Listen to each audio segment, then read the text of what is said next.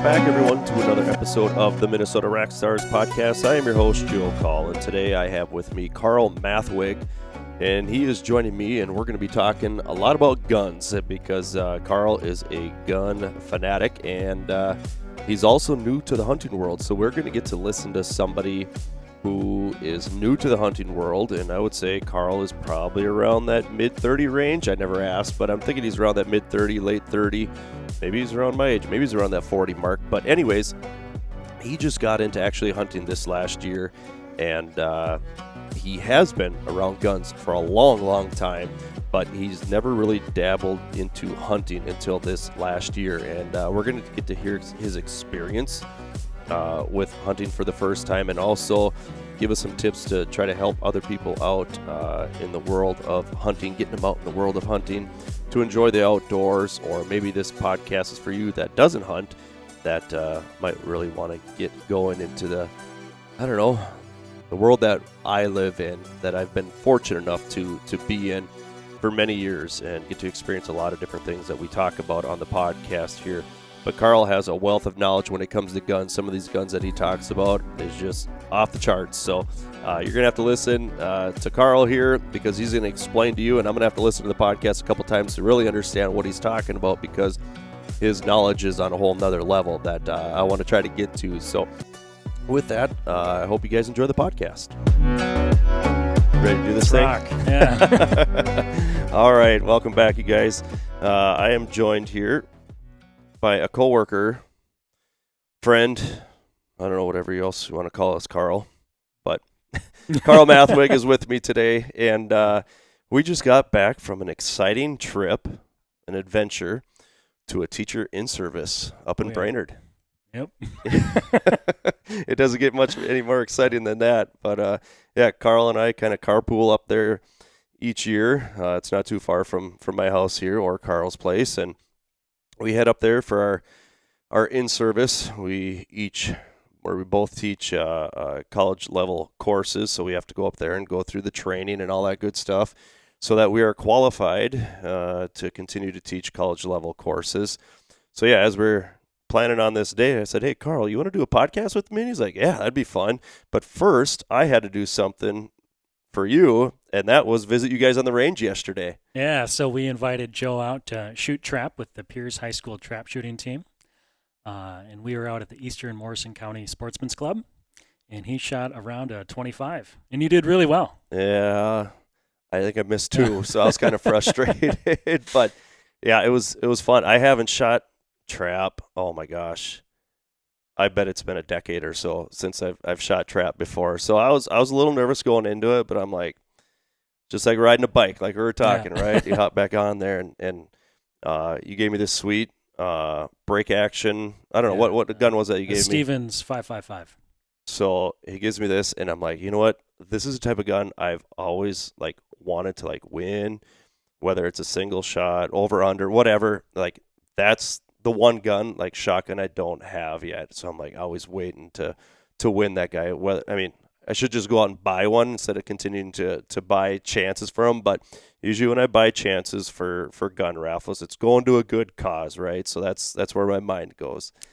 But yeah, so it was pretty cool going out there with you guys yesterday and shooting. Shot a 22 out of 25. And tell you what, you have some phenomenal shooters out there. These kids can shoot. Oh, yeah. They put in a lot of hours and a lot of practice. What's the gal's name again? That's Emily. Emily, yes. Yeah.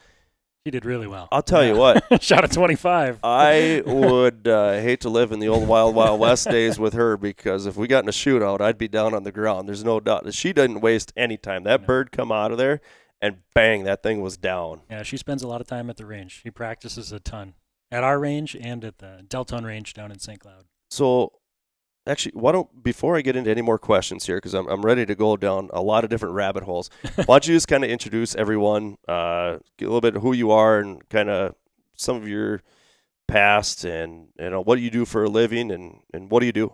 My name's Carl Mathwig. I'm a band director in Pierce, Minnesota. I work with the younger groups. I get to help out with the older groups, but my primary focus is beginning band and early band. Then I get to teach a college class. I do college music appreciation. So that's why Joe and I got to go to the college in-service today at Central Lakes College. And I've been coaching the Pierce Trap team I've been helping out coaching, and this was my first year as the head coach. I think 3 years now. 2 as an assistant coach, and this was my first year as the head coach. And that's been an absolute blast. I grew up around firearms in my family, a lot of target shooting, a ton of target shooting, just all throughout my life. It's a passion of mine. Yeah. So what got you, into coaching? What was it that kind of said, got you on your mind, you know what, yeah, I do want to help out and coach this. What was it? I'd seen the job posted many times over the years being at Pierce, and it had always been kind of interesting. And then I realized that Paul Kuski was the coach, and I'd get to work with Paul, and you had him on last week. Yep. Paul's an awesome guy. Yeah. And I was like, this sounds like fun. And I reached out to Paul, and I hadn't ever really done much trap shooting. Like, all I had done is, going out to the farm and somebody's throwing clay pigeons. Yeah. So not a ton. Not a ton. Just didn't have those opportunities growing up. Most of growing up was like rifle and handgun. So not much shotgun, just a few clay pigeons here and there. But reaching out to Paul, and he said, well, how much do you shoot? I shoot quite a bit. Yeah. So he's like, you'll love it. You'll do fine if you're familiar with how firearms work and gun safety and everything. So I gave it a try, and I was like, this is fun. This is really fun. Mm-hmm. And I love the black and white nature of the activity because you're dealing with averages, and that's what determines varsity, JV, and novice. You're not picking favorites. It's you hit the bird or you don't. Makes it pretty simple. No one's like, hey, you didn't play my kid. Yeah. Everybody gets played, and it goes off of averages. And I just love the routine, and it's so clear cut. It's just a blast. It's so fun to go out and practice sportsmanship every Monday at the Eastern Morrison County Sportsman's Club. Talk about the numbers a little bit about, the growing population in the sport. I learned a lot this year. You might not know this yet either, but Minnesota has the most high school trap shooters out of any state in the country. It's the state of target shooting, which was pretty cool. That's awesome. And so Paul talked about this as well, but the tournament out at Alexandria. Yep. There's thousands of kids. I think it's like 7,000 kids this year.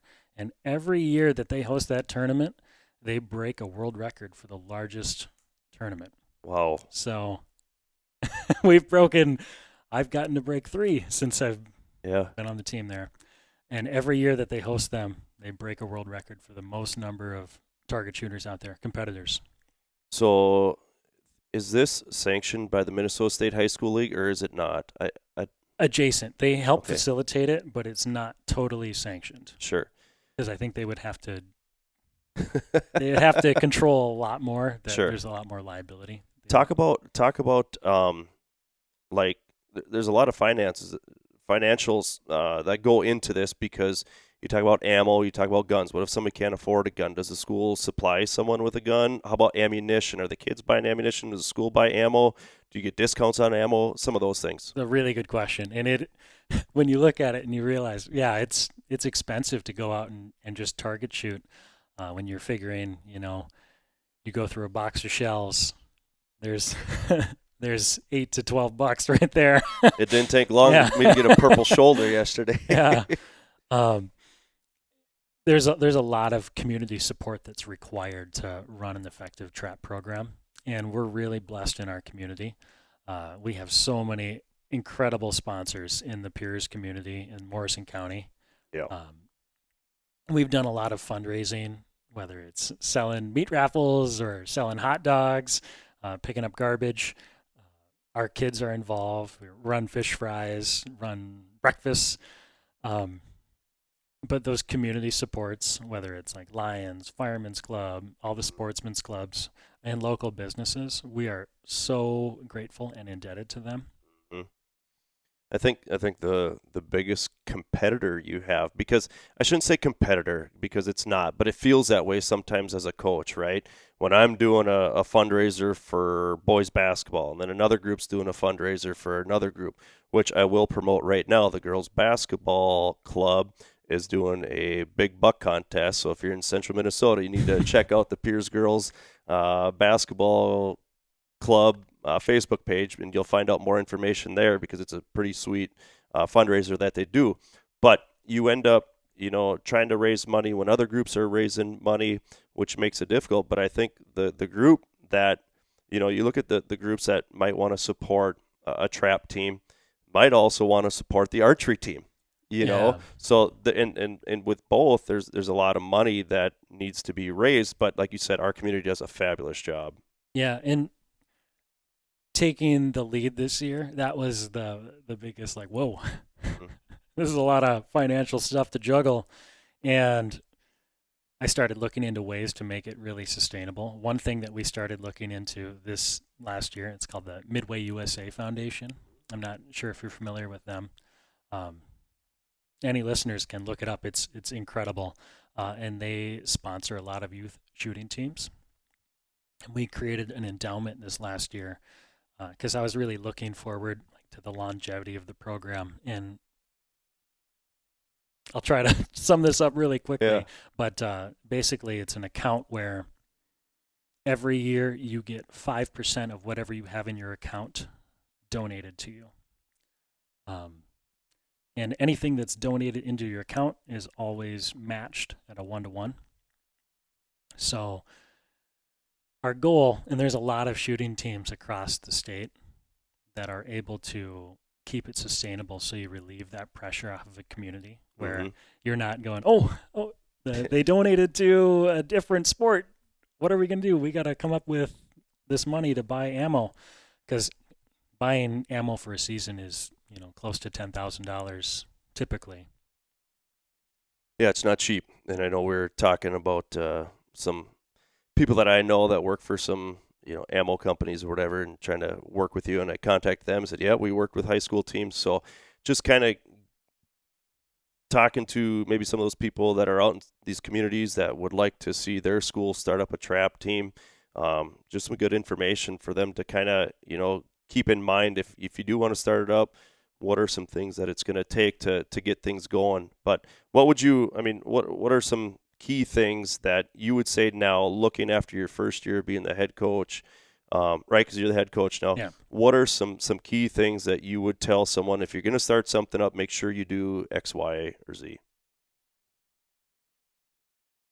Oh, I got to think about that for a second. Like, where's the start? I mean, is it going talking to their athletic director?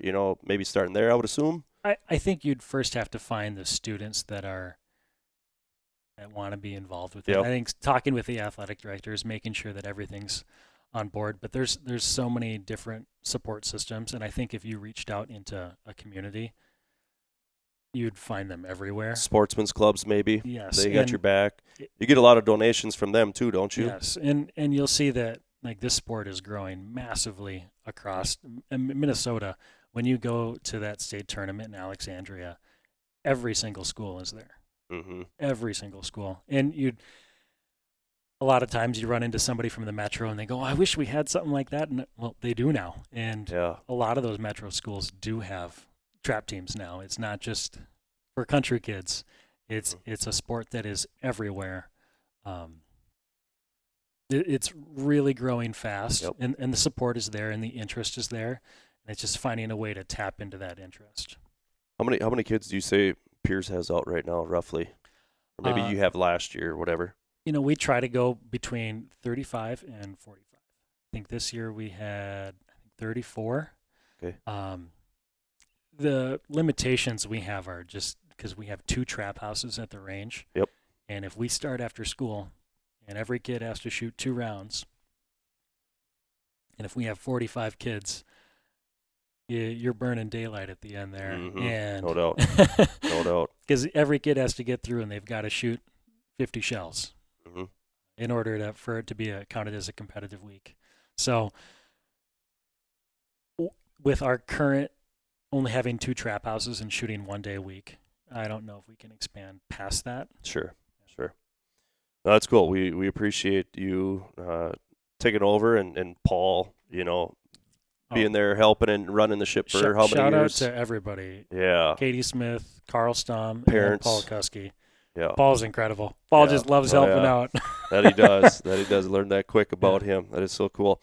So let's transition a little more about you here and getting into maybe a little more of the outdoors and guns and all that good stuff. But what are some of your first early on childhood outdoor memories? And you can go anywhere with this. It doesn't have to be hunting. It could be fishing. It could be camping. It could be hiking. You name it. Like, what are some of your first early on memories? Oh, right away I just jumped to kind of some target shooting ones. My uncle, he had a farm, and he was so crafty, and he was such a big sportsman and shooter, and he would build a whole like shooting gallery to slip the bottlenecks of beer bottles in. And it was so cool. He'd have everything, all these boards drilled out so that you could set them in there. And my brother and I would sit and we would shoot box after box of 22. We would shoot so much. I mean, thousands of rounds. And it was great because 22 is just dirt cheap. I think still to today, it's my favorite round to shoot because you can go out and shoot 1,000 shells and not feel like you just spent a lot of money. Yep. I just love shooting with my family and my brother. He's 2 years younger than me, and we would just spend the whole day when we go out to the farm. We'd sit out at the bench, and we would shoot the whole day. Oh, that is so cool because, I mean, I can relate to that too. I mean, ours were, the BB guns were out there. When we got to take the 22, that was a big step, from going from the BB gun, the pellet gun to, it was BB gun, just a little lever, daisy, BB gun, and then we upgraded to the pellet gun, so there you're sitting there cocking that thing as many times as you can to really zing that pellet out there. Got my BB gun in, I think, 2nd grade, and I got a bolt-action Springfield 22 in 4th grade. Nice. And BB guns, oh my goodness. I loved those when I was a kid. My dad would set up, he's a painter, and so he'd set up his drop cloths in the garage, and we'd have whole shooting galleries for bow, BB gun, and we would just shoot for hours in the garage and just into the drop cloths. So let me ask you this. Okay, you've been shooting for a long time, yeah. and you really love target shooting. Like that was your thing, right? That's your thing. And you said you like doing long range. Yeah. Right? I mean, right? It's fun. I think I like at the Eastern Morrison County Sportsman's Club. Yep. I love how they got the metal gongs. Oh, yeah. I mean, I said I like to shoot bottles, but, if it makes a noise or it's fun. Satisfying. It's satisfying. So I love dinging the gong at 300 yards at the Sportsman's Club. Just you get that satisfaction when you hit it. Dong. That is so cool. So as far as that goes, when we're talking guns here, like in my mind, when I first started talking to you at school and all of a sudden I found out this connection that you like to shoot guns, I'm like, sweet, you got a dude here I could talk to about, guns. And then all of a sudden I was like, okay, hey, you got to come to our gun bingo that we have. It's a raffle. It's like, oh, what type of, or it's a fundraiser. What type of guns? And I was like, well, we got 30-06, we got 243s, we got 7mm, we got 9mm, this and that. And he goes, oh, okay. And I'm like, well, you seem like you liked guns. Like, what's going on here?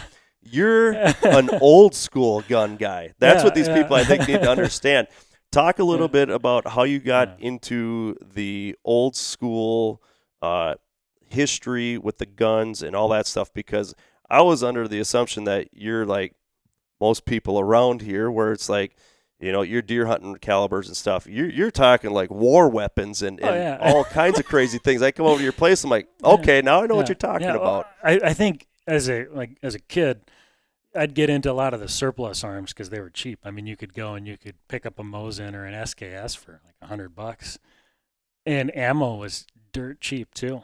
I remember I'd go and I'd work a job, and then I'd go down to the Sportsman's Club in the cities, and you could buy just the big metal tins, big Spam cans full of 7.62 by 54, and it was like 11 cents a round, which people, if they remember old enough, that seems like a lot, but now it's like $1 a round. Yeah.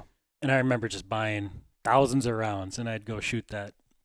And you'd get some 7.62 by 39 too, and it was just fun. You could shoot for cheap, and as a kid, you wanted to just shoot stuff. Yeah. Oh yeah. So like the surplus ammo, you could go pick up a rifle for $100-$200 or a handgun. You could learn and be really proficient with it. It's just fun. Oh yeah. And they've got a lot of character, and it's fun to take them apart, break them down, clean them, and then try to become really proficient with it. Yeah. Now, I don't know. What's your favorite gun that you have in your collection? I think my favorite gun to shoot, I love shooting my Walther PPK. That's a pistol. It's so fun. Mm-hmm. But yeah, my whole family shoots. This weekend we've got a big camp out, and it's funny. I was talking with my dad, and every year at the camp out, my whole family will go out shooting. Like, sweet. I mean,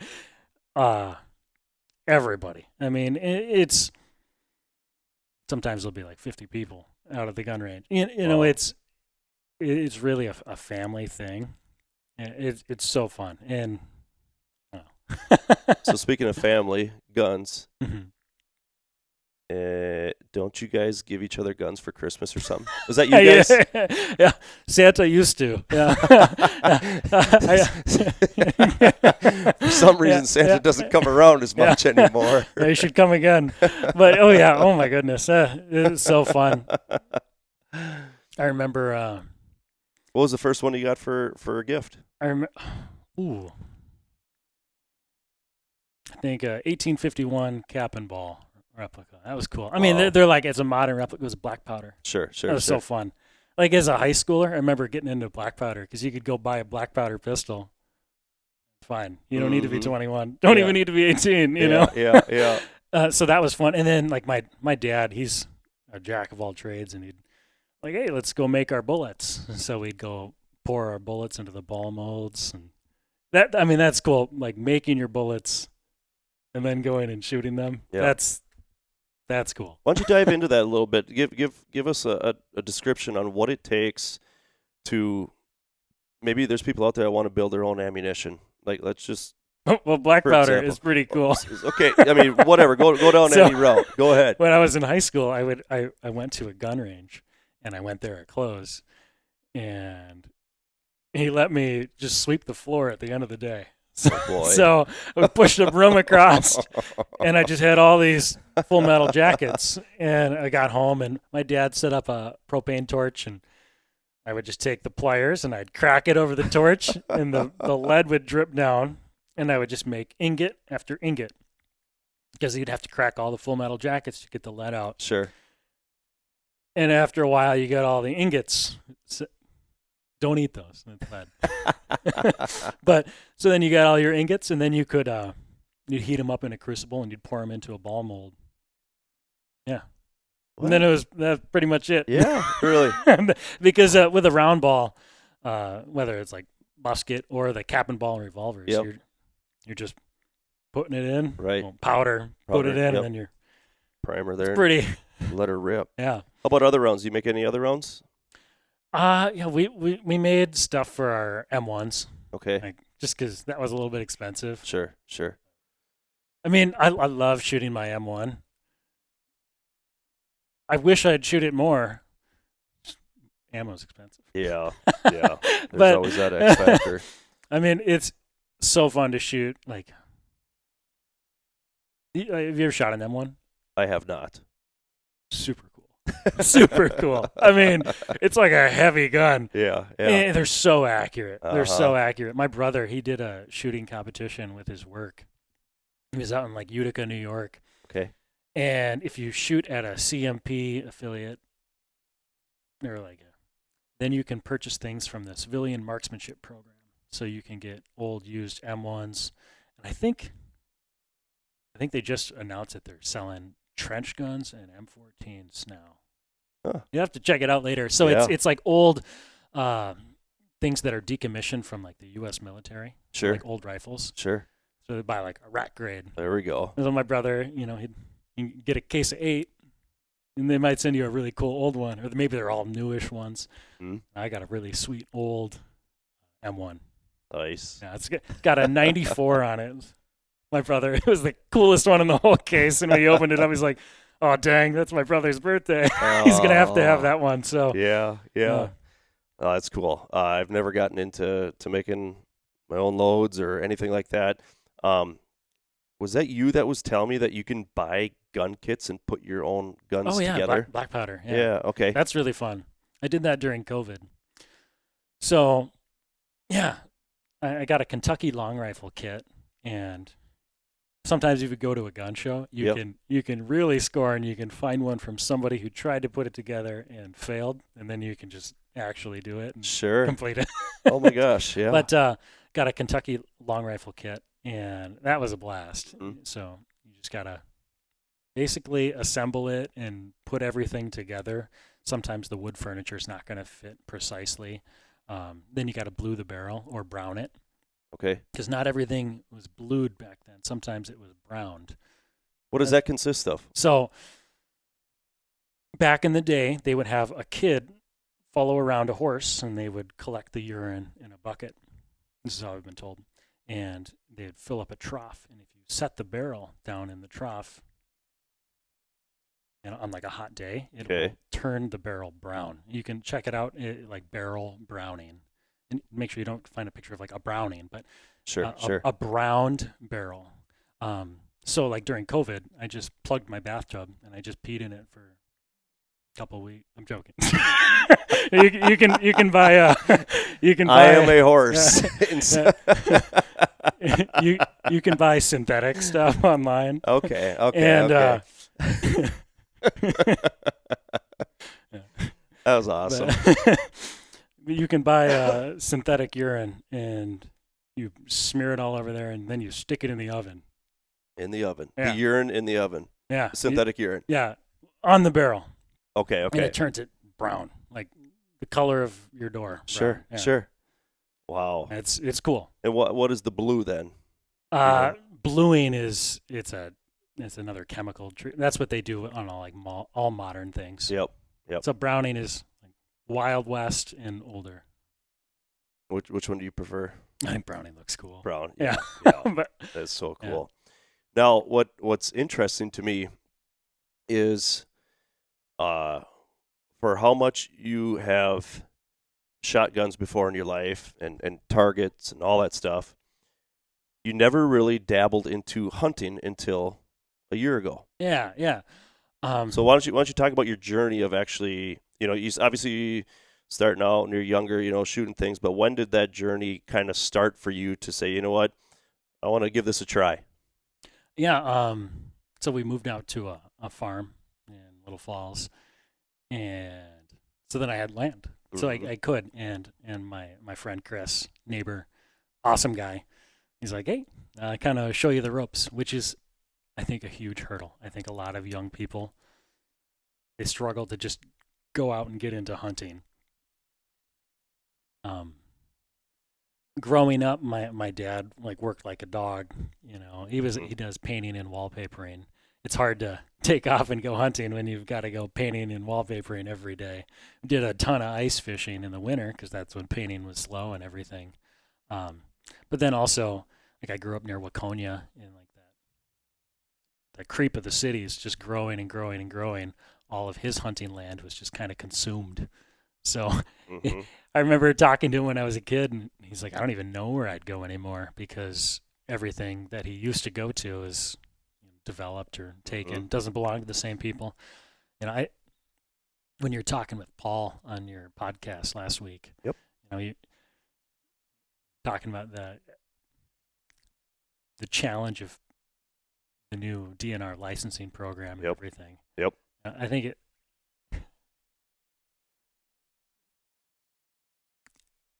it'll be hard to get more young people into hunting. I think just that initial hurdle, I think that's the real hurdle. Yep. I mean, if they made licenses for free, right, I don't think that would even draw many new hunters.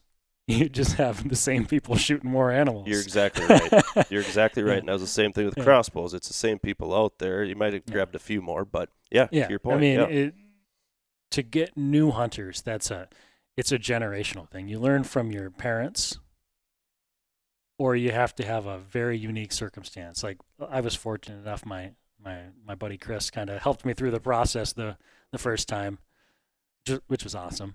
But it's daunting to get into. I mean, if no one's ever shown you like, hey, this is how you got a deer, you know. Yeah. I mean, luckily you've got YouTube and everything, and that was a big help. But yeah, no, it's something I definitely look forward to doing in the future. It was a blast.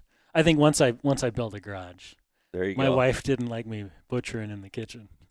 So what was it? I mean, so before you met your neighbor there, like was it ever even a thought like, hey, I want to do this, but I don't know where to start, or was it just you didn't do it, so you never really thought about it, or how do you think that played out in your mind? Prior to doing it, I mean, I think it's just too daunting of a task. Sure. I mean, it's like such a large hurdle. Like if you went and talked to somebody who just hasn't done it, like the knowledge of what to do after. I mean, shooting a deer is easy. Yeah. I mean, it's what you do after. Right. I mean, you got a deer down on the ground. No, this is where the knowledge comes in. Yeah. Like how do you process and pack out this animal, and then you're going to have to butcher it? Are you going to bring it to a shop? Or are you going to process it yourself? I mean, I'm so jealous. I hear like stories of our students in school, and they're like, yep, we're all going up to Grandpa's, and everybody's bringing their deer, and we're all going to make our sausage. And they have their whole family gathering, and they make all their stuff, and they process everything together, which is super cool. Mm-hmm. And I think that's what makes it sustainable. I mean, if you're not set up for it, like the amount of buy-in, I mean, it's easy to shoot a deer. I mean, you go to Walmart right now, you could buy a really crappy rifle. I mean, if you hit it in the right place, you're going to get a deer. Yep. It's cheap, really cheap. Mm-hmm. But the knowledge that you have to do once you want to get the right deer. I mean, yeah. So what was the biggest thing you learned last year then? Like if it was one specific thing that you could point your finger to and say, this was something that I didn't know going into last year, but I figured out how to do it now. I think really like gutting the deer, and then like the butchering process, like a little bit of, I mean, I didn't get everything, but I got the back straps out and quartered it, and then separated the meat from all the fatty and the tendons and everything. I separated everything out, so had as much as for steaks as I could, which was good. What are some things you learned in the deer stand? Oh, I just love being outside. It's so cool. Like my wife is like, I'd never hunt. I'm like, you should just go sit in a deer stand in the morning. It's so cool to watch the woods come alive. Big time. Big time. Have you learned anything about deer behavior, watching the deer in particular? It's just so cool watching just how they interact with everything around them. Mm-hmm. There's something about being above them not being completely oblivious to you, having them come underneath you, stop, do their thing, and keep moving, and they never knew you were there. It's cool. It's really cool. No doubt. Another thing, I had so much fun tanning. That was fun.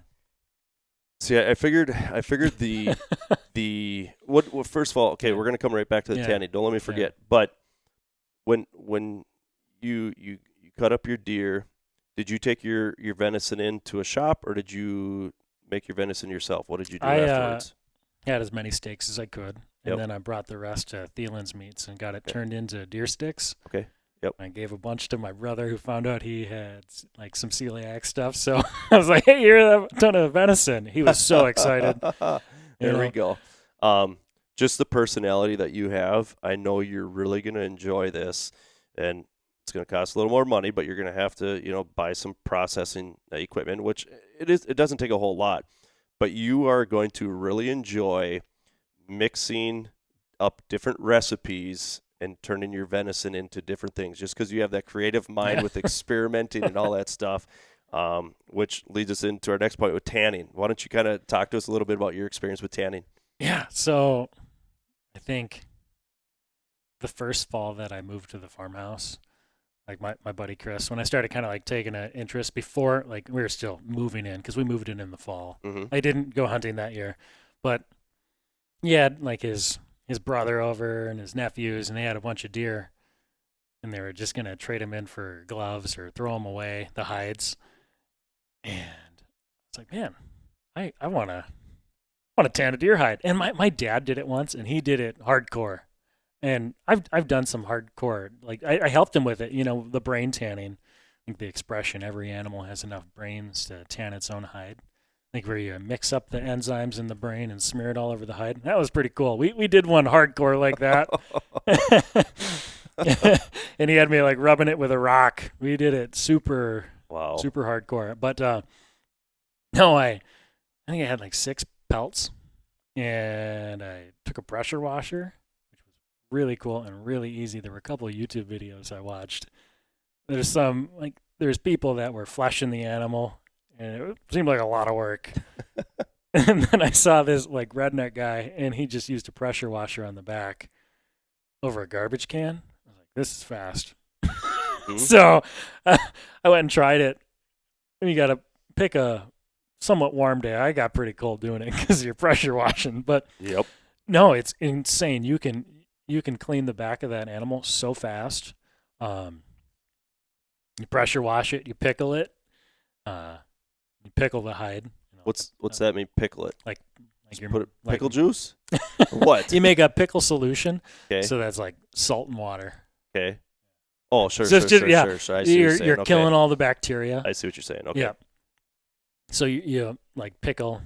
I do like 1 hide in a 5-gallon bucket, mm-hmm. or bigger bucket if it didn't fit. You just pickle them all. Get some salt from Walmart, and then I had some different like tanning solution. I think I used like New Tan. Okay. Worked pretty well. Worked really well. It was really fast. Sweet. Like, it was not daunting. It was not a massive time commitment. Yeah. What'd you end up doing with the hides then? I've got like a couple I use as like rugs, but I really want to make a scabbard out of. A what? Like a scabbard, something you put it. Oh. Like a put a rifle holster. in, like a rifle case. Yeah. Man, I tell you what, your imagination and creativity is through the roof, man, compared to where I'm at. My dad was super into, well, he is still, super into like leather working. So when he'd make his black powder stuff, he's got more black powder guns. Like every time he finds one, but he'd make the whole black powder bag with the tassels and everything. No way. The powder horn. Super cool. It is awesome. But I mean, like whenever I see a couch or a leather jacket or something, I'll skin it. Hop out of the car and skin it. I just this last year, my wife and I, we were driving down this neighborhood, and there was a leather couch in a dumpster. And what happened when you saw that couch in a dumpster? I hopped out and I skun the leather couch. I have a huge roll of this sweet black leather. You make some bags out of it. Like you make a huge black powder bag, satchel. That is awesome. That is cool. Yeah, that's one thing this weekend at our Mathwick camp out. We're going to be making a bunch of, all the kids make bags and stuff. Yeah? Yeah. Sweet. If you got the leather punches, it's easy. I'll drop you off a kid at school. Heck yeah. That would be sweet. That would be sweet. Yeah, so you tan the hides, all that stuff. So obviously, I mean, what you use the animal for, like it's almost like one of those things back in the day where the natives and stuff, like, and they used every part of the animal, and you're almost to that point because I wish I knew more. Well, I know, but still, like, I'm not tanning hide and doing stuff with the hide and stuff like that, and you're just into the game right now, Carl. That's awesome to appreciate the animal and do all kinds of awesome things with it to utilize what it's been put on earth here for us to do with it, not only consume but also utilize in other ways, which is really cool. So I tip my cap to you, man. I mean, you're fresh at the game, but you're doing a lot already. I'll share with you after this a video. It was like 2 minutes long, and that was the one that I was like, geez, this guy is like doing this redneck, and it looks easy. And that's what made me want to go tan the hide. Sure. Yeah. Sometimes you watch somebody do something, and you go, wow, I could do that. Yep. Yeah, I've said that a few times and find myself in a mess. What's one of your goals for this year? If you had to say, you know what, this year when I go out hunting, I want to be able to do this. After the hunt, during the hunt, whatever. What's one of your kind of goals for this year? Totally. I want to buy a cam this year with the new suppressor stuff going on. Okay. Oh my gosh, I don't know if you've been following that. It's like really good. Like things are trending very positive. Explain it. So in the last year, you didn't have to pay the tax stamp on a suppressor. Okay. Right?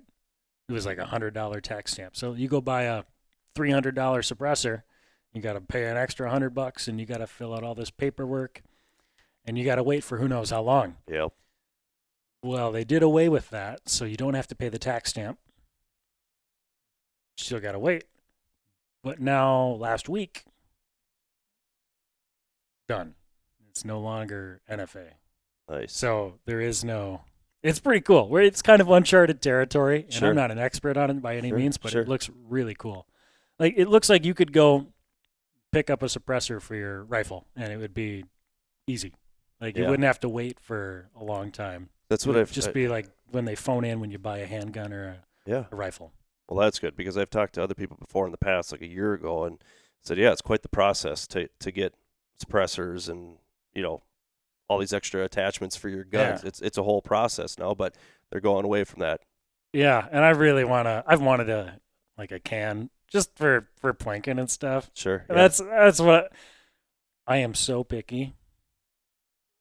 I will spend so much time watching and reviewing and reflecting on stuff. And one of my best friends, his name's Joe Wasmond. He works out at Click Click Boom in Waverly at the gun store. Awesome guy. And I'll ask him questions like, hey, is this good? Is this good? Yeah. And he has just a wealth of knowledge and information. And I love checking, double checking, triple checking, watching reviews, making sure you're getting a good deal. It's sometimes scary when different sites will sell something and it'll be on sale or off sale. And you go like, am I actually paying a good deal? Right. Yeah. Okay, that's cool. You have to show me it. Yeah. When you get it. I have to come try it. We'll see. What is one thing that you would tell someone who was maybe in your shoes at one point where they've never hunted before, maybe they like shooting guns, but have never dipped into the hunting side of things? What would you tell someone to maybe help them take that leap and start to get into a little more hunting? You got to try it. Mm-hmm. Yeah, I mean, it's such an experience, and it's really fun. You know, being outdoors is the coolest part. When you talked about just like being in a stand, I've got a friend I play in a brass group with. His name's Larry. He's an old guy, and he goes deer hunting every year. And he told me that for the past 10 years, he's forgot his gun. He just loves sitting in the deer stand. Really? He sits in the deer stand and reads. I think that appreciation for nature, though. Yeah. I mean, he loves hunting so much. He goes, sometimes I get a deer, Mm-hmm. Mm-hmm. I think more people just need to get out and see a little bit more of. It's cool going out in the early morning. Mm-hmm. The adrenaline rush of the hunt is really cool. It's something that I don't know if you can replicate that in anything else. No.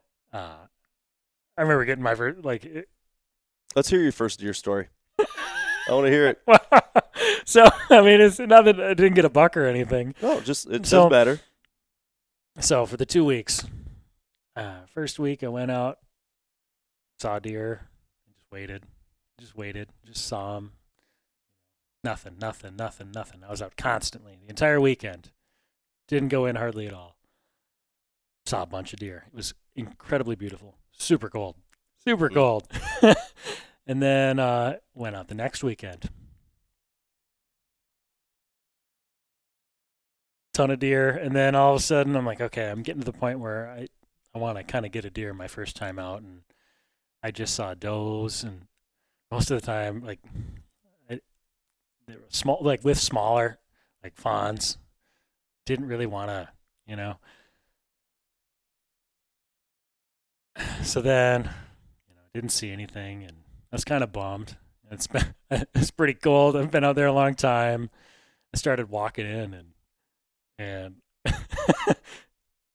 right in front of me walks this like really large doe. I'm like walking to my house. And like I got it, just like walking. Yeah, walking like, back. Heart shot, boom. Right there, dropped. Yeah. That's awesome. Like, I mean, that feeling of you spent like 2 weekends and you're like, dang. Yep. Yeah, like bought a deer tag and I'm not getting anything. I was like, dang, this is a letdown. And I started walking in. I was like, oh, sweet. And it was great because it was a large doe and it wasn't with any like. Yep. So it didn't make me like feel bad or anything. Yep. So what was it that kept you from pulling the trigger right away? Because there's a lot of people that'll see a deer right away, boom, done. Like, I want to shoot stuff. Well, yeah, I mean, we teach in the school, and like the kids will be like, if it's brown, it's down, and there's like pictures of. I'm like, oh my gosh, that's a baby. I mean, I wanted to hold out for something. I really wanted to get like everybody wants a buck. Yeah, It's Rackstars. Yeah. Right. I mean, you want it, so you're hoping. Yeah. But in the end of the day, I wanted some deer sticks. Yeah. I wanted some venison. I was hunting because I wanted some Yep. food, and it was the sport of it was really, really engaging and fun. Yeah, I remember talking to you right away, and kind of telling you like, dude, if you think shooting a target at 300 yards is very exciting, you need to shoot a deer, man. Like, you don't even understand what you're missing. Like, you got to get out and shoot yourself a deer. I said, you want to feel adrenaline rush. Like you said, there's no other way to replicate that. The only way I've ever felt like that type of adrenaline was like in a big moment in a sporting event or something where all of a sudden the pressure was on and you're able to succeed or whatever. That was that moment. But now done with athletics, like, you don't get to experience that. The older you get, you don't get to experience that adrenaline rush anymore until you get out there and you go hunting or whatever. And then I think after that, to be honest with you, I've experienced it once before, which maybe one day you'll get to experience. You're on an amazing ride or amazing journey right now in your hunting career. You're going to see so many things you've never seen before, learn so many things you never knew, which you have a wealth of knowledge, but it's just going to continue to grow. But you're going to experience a lot of things. But what really takes it to another level is when you take somebody else out there and get to watch them experience it, like your child or your wife or whatever. Yeah. When you see that happening, I mean, that adrenaline comes back in yourself, which is really cool. But I would just say, like you said, keep getting out there, experience it. You got plenty of deer in your area where you can kind of pick and choose. This is a nice day. Today might be the day I'm going to shoot deer because it's nice. I have time. I can clean it and do all this stuff. But, there's so many cool things you're going to get to experience and see. Like myself, I got to see, it was double-edged sword here, but I got to see a pack of wolves. Oh, that's cool. And to see it was cool, but at the same time, I'm like, no, like, there's no wonder why I'm not seeing any deer. They come in and just destroy stuff. But just so many cool things. Sitting out in a stand the other night, actually, my wife and I got to see this, but I've been sitting in a stand before and just kind of having a moment to myself, reflecting, and just looking up at the stars in the morning before the sun comes up, and all of a sudden you see a shooting star.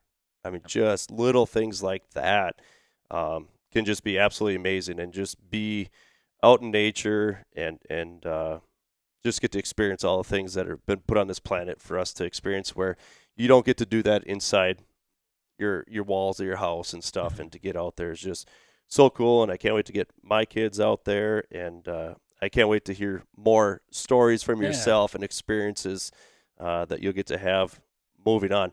The other thing that's cool about hunting, Carl, is you can travel and go hunting, whether it's to other states, other countries, all that stuff, which I could see you doing in the future eventually. Well, I used to teach out in Chamberlain, South Dakota, and it'd be crazy, like pheasant season. You just see everybody's wearing orange. Oh, yeah. Everybody in their cars. Have you ever been pheasant hunting? I'd love to. I've never been. It's fun. Yeah.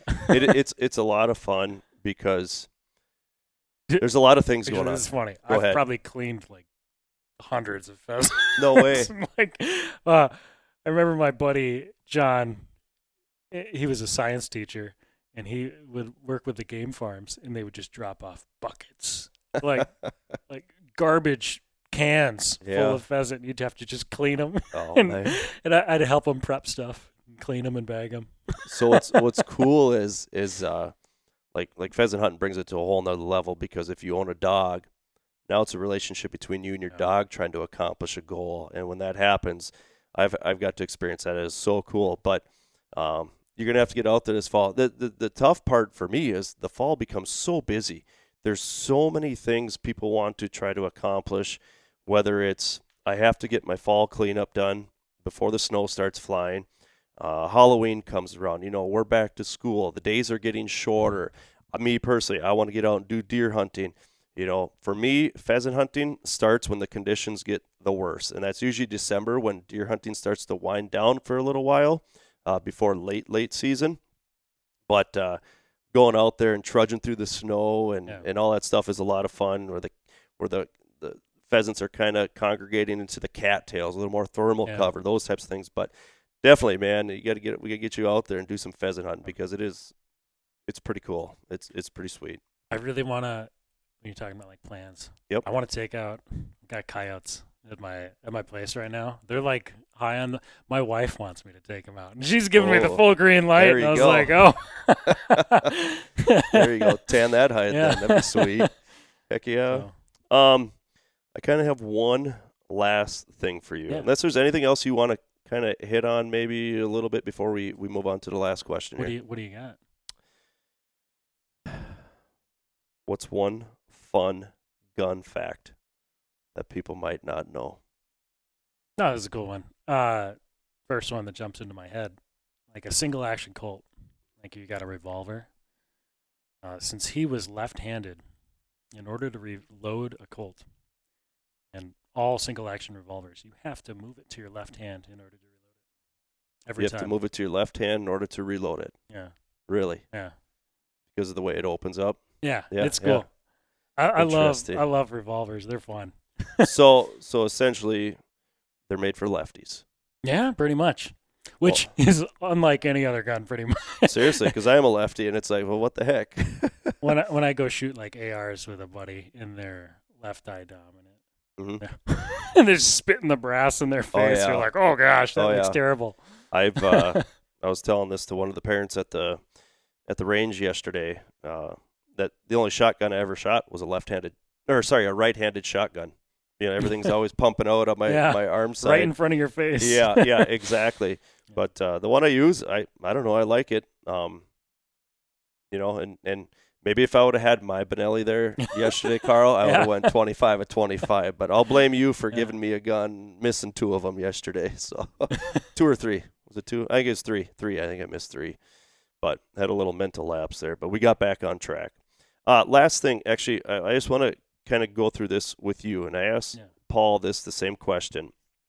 When you're shooting targets, okay, and you want to be extremely precise, give me a run through. Like, do you have a routine? Do you have something you do to really help you hone in on that target to make the best shot possible? Like, what are some things that are going through your head? I think a lot of it comes down to muscle memory and not thinking. And this is where shooting, and like I'm a band director, so I play a lot of instruments. And every time I pick up an instrument, it's relying on that muscle memory. Like if I'm playing a saxophone or a trumpet and I'm going to hit that certain note on the trumpet, you're just doing. You're not thinking, and it's all the muscle memory. You shouldn't have to be thinking about your grip or how you're holding it or how. all those things, your mount, your sight picture, they all need to be second nature. Yep. And to me, it's really cool the crossover, operating a musical instrument and operating a firearm. Like you're doing the same repetitive motion with just minor corrections. And every time that you introduce another variable, whether it's like adrenaline or any other emotion, your mind's wandering, complications occur. And whenever your mind leaves the focus point, complications occur. And it's in sports, it's in music, it's in hunting. Yep. It's funny how interconnected they all are. When you were out trap shooting yesterday, it's like you're going to do well because you're a good athlete and you know how to stay cool under pressure, and the same thing kind of like I haven't shot much trap, when I started coaching official trap. But if I go out there, I'm going to shoot around a 20, give or take. Yep. Give or take a few, Yeah. just generically, and that's where it's going to be. Yep. If you shoot a lot, you hit 25s. You get up there. Yep. No, you're exactly right. You're exactly right. It's practicing. Yeah. It's practicing, and that's the other thing too. I think that a lot of people misunderstand or take for granted or whatever. But like when you see, like you talk about athletes or good shots or whatever, there is a little bit of that. But I think a lot of it is, like you said, when you were younger, you shot a lot. When I was younger, I shot a lot. I played a lot of basketball. I played a lot of football. I played a lot of baseball. So that when you get to the stage where all of a sudden people are watching you like, man, he's good. Well, I played a lot. I shot a lot. I did a lot of these things. Where it wasn't just I just showed up and all of a sudden was good at it. Yeah. I put a lot of practice in. And to me, it was fun. And when it becomes valuable to you and it's fun to you, whether it's shooting or sports or whatever, when it's fun, that's when you take that next step. But like you said, too, there's that other variable, which is the mental side of things. And that, I think, as coaches, is where we can play a bigger factor than, skill development is there, but you can have the skill, but if you don't have the mental power, your skill doesn't mean anything. I think a fun one, just proving that most of it's mental. Like I love shooting a handgun, and like a 1911, like a 45. Yep. So I've got like a Colt 45 1911, and then I've got one in 9 mil, and then I've got one in 22. You can go out of the range, shoot like 200 rounds through the 22 1911, and then you switch to the 45, and you're just incredible. Yeah. Versus sometimes if you're psyching yourself out, you're like anticipating the recoil, especially like on a gun, rifle or handgun that bucks a little bit more. Right. And, we're human. Like it's going to go bang. You're going to react to it. Yep. That's normal. It doesn't mean you're a wimp. You have to be aware of that tendency and try to fight it. Yep. So it's kind of fun when you shoot the 22 and then you switch to the 45. How accurate you'll be because you're not anticipating that. Yep. The snap. Makes sense. Yeah. Makes sense. Same thing with like with an AR. Like I think I told you about those 22 conversion kits. The CMMG.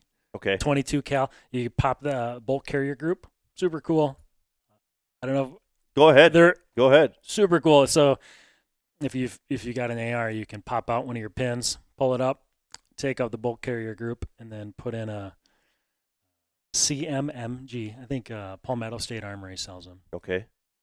Not very expensive. You're basically buying a whole nother gun, and then you can shoot.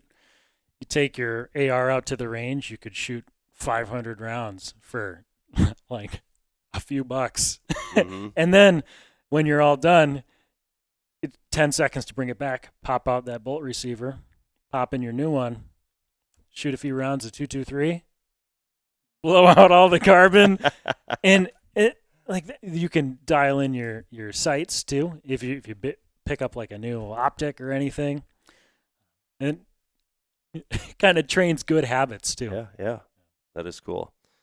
I just want to know how many people start saying Goal 45 and 2 zigzags after you said that. My 1911, I've wanted a 1911 my whole life. I was going to ask you, what was the gun? Oh, I can tell you a story. I think I got that gun the day I got my Minnesota teaching license.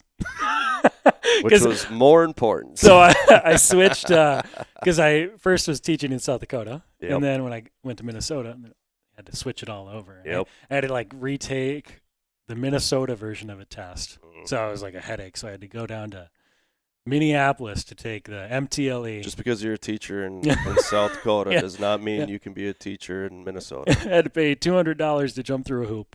Yeah. So when I was done, we went down to the gun show at the Coliseum at the State Fair. And it was a really sweet 1911. I think I checked the date. It's either made in, I think, 1914. It's old. Wow. It's old. It's like an old service pistol, and I think I got it for like $400. It was sweet. That's awesome. That is so cool. No, what I really like is when school starts up, that around here, just about every kid that you have in your class or see in the hallway, you can talk to them about hunting and shooting guns and all this stuff. It's cool. This is a fun time of year. After hunting's over, it's like, dang, what are we to talk about now? But, best thing in the world is to ask a kid like their story. Oh, yeah. Yep. This deer is at 600 yards. Yep. And they're like, no, it's not. Actually, okay, my first year in Pierce. Here we go. I'll tell you his name after. Okay. I'm teaching 4th grade general music. Yep. I'm still learning the community. And we're doing our like name songs and what'd you guys do this weekend? He goes, me and my grandpa went deer hunting. We drove around the fields and I was shining the spotlight on the side of his truck. I was like, oh gosh. Okay. Nice. Yeah. Oh my gosh. But yeah, the stories you'll get from the kids are so funny. I know. Like it's pretty comical. Sawyer Lochner. Yep. Best storyteller ever. Well, He'd tell us all his bow stories and stuff. Yeah. Have to have some chats. Oh shoot. Well, Carl, I appreciate you coming on the podcast with me. It was kind of cool that Paul and you kind of went back to back here with these podcasts, and that's I think it's a good thing just to kind of not only talk hunting things, and you're new to the game and all that other stuff. I think I asked you to I don't know. Actually, I don't think I asked you this question. Once I got to add one more thing. Yeah. Our school is so insanely supportive. When you go by the elementary, like our elementary principal, Tom Oddie, is such a stand-up guy. He does like the deer competitions, and then he'll do what's the turkey mount? He does the just a fan mount. He'll do mounts for the kids. Yep. He wants the kids to get out, and that's so cool. Yep. I mean, he's an active sportsman, and he encourages it so much. Yeah, that's cool. You walk down the hall, and like they've got kids hunting all their pictures up all over the school. Mm-hmm. Like some schools, they would be like, nope, there's not in this school. Right. It's so supportive. The support in this community is second to none. In seriousness, I mean, from like you said, administration down to the people in the community, and it comes down to what the people in the community like and want. And our community loves hunting and sports and arts and athletics, all that stuff. I mean, it's all there, and we get a lot of support, which is really cool. But just kind of going back and piggybacking on just support, if you got an opportunity to support your local trap team, archery team, take advantage of that, because a lot of these people who are in these organizations love the outdoors just like you and I. You're listening to it right now because you like the outdoors, and these kids are on their way to experience some great things, and they have great coaches. So if you get an opportunity to help and support your local trap or archery team, take advantage of that. And I don't think I asked you this question yet. What would you tell someone who hasn't hunted that wants to. Or did I already ask you that? I might have already asked you that. You did. I think finding someone. That's what it was. Yeah, yeah. If you find somebody, people are so. Yes. Yeah. Sorry. And I would agree 100%. And it was like when I talked about going hunting out of state, I wouldn't be hunting out of state if it weren't for me finding someone that knew information about it. So not only find someone, but if you are a hunter and know someone doesn't hunt, kind of like in Carl's situation here, and I know his neighbor was the big factor, but I started talking to Carl, like, you're going to love hunting. Like, you should get out there and go hunting. So if you know someone that doesn't hunt that might be interested, just bring up the conversation with them and see where it goes. And you never know, you might introduce someone to a new hobby that they thoroughly enjoy, and maybe they're going to pass that on to somebody else, because that's our goal here, is to pass on information to you guys, but also passing down that tradition of hunting, shooting, all that stuff to everybody else out there through this podcast. So like I said, Carl, thanks for coming on here with me. Yep. I appreciate it, and thanks guys for listening. Well, thanks for tuning in this week, you guys. Make sure you like, subscribe, and follow our podcasts and also all of our social media platforms. I appreciate that. Also, thanks to Carl for spending an extra hour with me here today, recording this, just talking about his journey throughout his hunting career and where it's at now, the beginning of his career, but also just kind of giving us an insight and reminding us of that feeling of not knowing and how we can help other people step foot in the outdoors and enjoy these awesome moments that we've been able to experience throughout the years that we have built up in the outdoors. So yeah, if you haven't had a chance yet, make sure you try to introduce somebody into the outdoor world in one way, shape, or form. Also support your local trap and archery teams because yeah, it is expensive to do that. So make sure you guys are chipping in, doing your part, and helping those guys out when they have a fundraiser. Make sure you help out, or just see if you can make a simple donation, because I know they'd appreciate that as well.